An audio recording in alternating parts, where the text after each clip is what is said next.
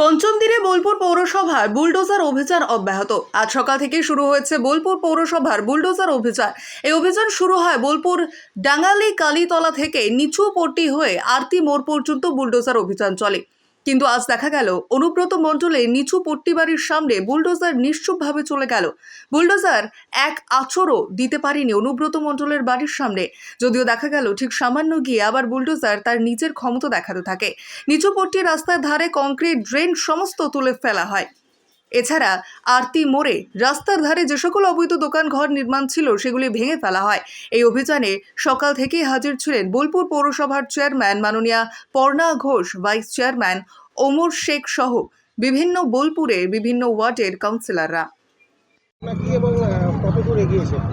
এই কয়েকদিন ধরে যে পরিকল্পনা মাফিক কাজ চলছে, আজকেও ঠিক তাই। আজকে কোন রোডটা করছে? আজকে শুরু হয়েছে এই নিচুপটিটা, মানে আমাদের ডাঙ্গালি কালীতলার ওখান থেকে নিচুপটিটা, দেখাই যাক কতটা হয়। জেলার পৌরসভাগুলি সেইভাবে না নামলেও বোলপুর পৌরসভা কিন্তু প্রথম দিন থেকে সেই কাজ করে চলেছে। আপনাদের আগামী দিনে কী ধরনের বোলপুর দিতে চাইছেন? আমরা চাই যে বোলপুর শান্তিনিকেতন রবি ঠাকুরের ঐতিহ্যময় শান্তিনিকেতন, তো এটা একটা নজিরবিহীন হোক। সবাই দেখুক যে হ্যাঁ, সত্যি এটা রবীন্দ্র স্মৃতি বিজড়িত একটি শহর।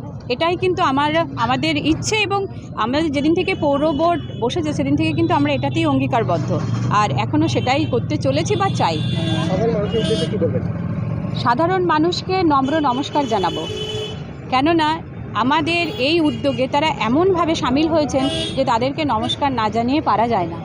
সত্যি এখন বোঝা যাচ্ছে যে হ্যাঁ, মানুষ আমাদের সাথে, আমাদের পাশে। দিদি, শহরে দেখা যাচ্ছে অভিযান চলছে ঠিক কথাই, কিন্তু বেশ কিছু তৃণমূলের দলীয় কার্যালয় ফুটপাতের জায়গাতে রয়েছে, সরকারি জায়গাতে।